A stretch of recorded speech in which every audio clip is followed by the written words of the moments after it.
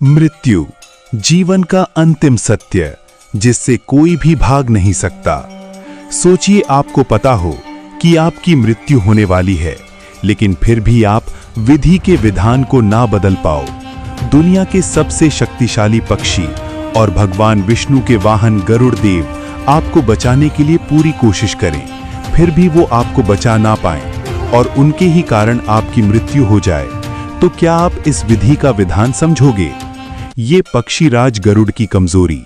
आज की वीडियो में हम ये जानेंगे कि विधि के विधान के आगे सब कुछ फेल है।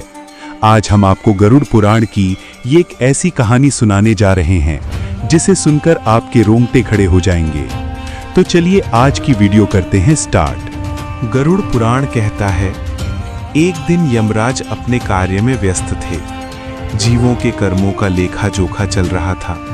तभी उनकी दृष्टि एक साधारण से तोते पर पड़ी और यमराज अचानक हंस पड़े। ये कोई सामान्य हंसी नहीं थी, ये वो हंसी थी जो केवल यमराज की होती है। तोते ने ये देख लिया और तोते के मन में एक सिहरन दौड़ गई। तोता बोला, हे यमराज, अगर कोई और हंसता तो बात और थी, पर आप हंस रहे हैं। आप तो तभी हंसते हैं जब किसी जीव का अंत निकट होता है। तोते को समझ आ गया, अब समय कम है। डर इंसान को नहीं, जीव को भी लगता है। तोते के मित्र थे गरुड़ जी, भगवान विष्णु के वाहन। तोता कांपते स्वर में बोला, भैया गरुड़, आपकी पहुंच तो हर लोक में है। आप कुछ कर दीजिए, मुझे बचा लीजिए। यमराज मुझे देखकर हंसे हैं। मुझे लगता है मेरे जीवन के दिन पूरे हो चुके हैं। गरुड़ जी ने तोते की आंखों में डर देखा। गरुड़ जी बोले, डरो मत मित्र, जब तक गरुड़ साथ है तब तक मृत्यु पास नहीं आ सकती। भगवान तक जाने की जरूरत नहीं, पहले मैं ही प्रयास करता हूँ। आओ मेरी पीठ पर बैठो। और गरुड़ जी उड़ चले।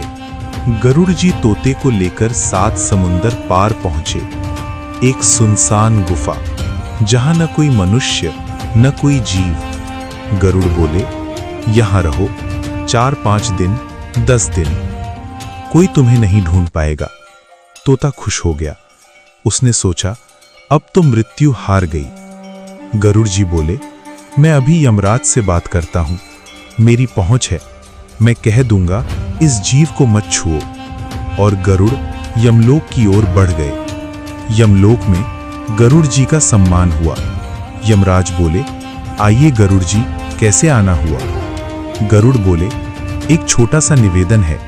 एक तोता है, आप उसे देखकर हंसे थे, मैं चाहता हूं उसकी आयु बढ़ा दी जाए। यमराज मुस्कुराए।